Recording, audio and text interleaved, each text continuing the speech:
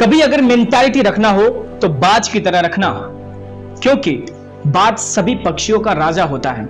आसमान में तो बहुत सारी पंछियां उड़ती हैं, लेकिन जो आसमान के सबसे बुलंदी तक जाता है, आसमान के सबसे ऊंचाई तक जाता है, वो सिर्फ बाज ही है जो इतने ऊंचाई तक जाता है।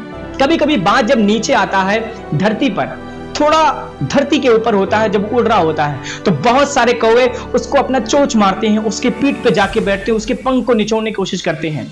लेकिन जब बाज इस तरह का सिचुएशन देखता है तो कभी भी कौवे को मुंह से जवाब नहीं देता।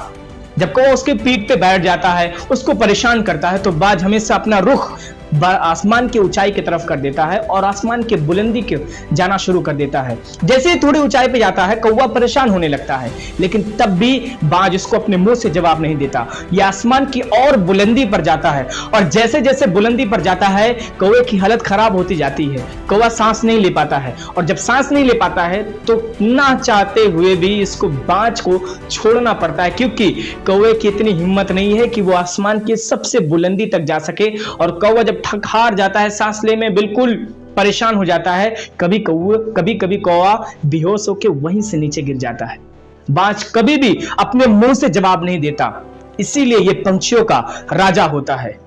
बाज आसमान का राजा है। इसके पीछे एक और कारण है, बाज कभी भी झुंड में नहीं उड़ता, पंछियों के साथ, छोटी छोटी पंछियों के साथ कभी नहीं उड़ता, क्योंकि उसको पता है ये सिर्फ छोटी छोटी पंछी ही तो है, लेकिन मैं राजा हूं, इसलिए वो अकेला आसमान को चीरता हुआ आगे बढ़ता है, अकेला उड़ता है। दोस्त, अगर आपको भी अपने लाइफ का राजा बनना है तो इन छोटी छोटी पंछियों के साथ उड़ना बंद कर दीजिए। हमारी समस्या यही है कि हम कोई भी काम अकेले नहीं करना चाहते। अगर हमें शिक्षा भी लेना होगा किसी बड़े शहर में जाकर के, तो हम पहले ये पता करते हैं कि हमारे मोहल्ले से कितने लड़के जा रहे हैं, हमारे शहर से कितने लड़के जा रहे हैं, हमारे जिला से, हमारे प्रदेश से कितने लड़के जा रहे हैं, और हम कोशिश करते हैं कि उनके साथ जाएं, किसी के साथ जाएं, किसी को साथ लेके जाएं। यही गलती करते हैं, हम कभी अकेले नहीं उड़ना चाहते। जो कोई नहीं कर सकता वो हम कभी नहीं करना चाहते, लेकिन बाज मेंटालिटी यही करता है, कहता है कि जो कोई नहीं करता आप सिर्फ वही करिए, तभी आप राजा बन सकते हैं। आप मेंटालिटी के राजा बन सकते हैं, आसमान के राजा बन सकते हैं, इवन आप अपनी जिंदगी के राजा बन सकते हैं। और जिंदगी का राजा बनने के लिए एक बात हमेशा याद रखना, अकेले लड़ने के लिए और अकेले उड़ने के लिए हमेशा तैयार रहना पड़ेगा। बाज का राजा होने का एक और सबसे बड़ा कारण है कि वो हमेशा अपने टारगेट को सेट कर लेता है। एक बाज अपने शिकार को 5 किलोमीटर दूर से ही सेट कर लेता है, अपने नजरों में, अपने निगाहों में, अपने दिमाग में। और जब एक बार ये अपने टारगेट को सेट कर लेता है, अपने शिकार को सेट कर लेता है अपने दिमाग में, तो किसी भी हाल में कभी भी अपने शिकार को नहीं छोड़ता। अपना पूरा फोकस, पूरा ध्यान, पूरा स्ट्रेटजी, पूरा प्लान उस शिकार को कैसे दबोचा जाए, उस शिकार को कैसे पकड़ा जाए, इसमें लगा देता है। और अंत में ये अपने शिकार को दबोच लेता है, पकड़ लेता है। यह हम सबको सीखने की जरूरत है अगर आप अपनी ईगल मेंटालिटी डेवलप करना चाहते हैं।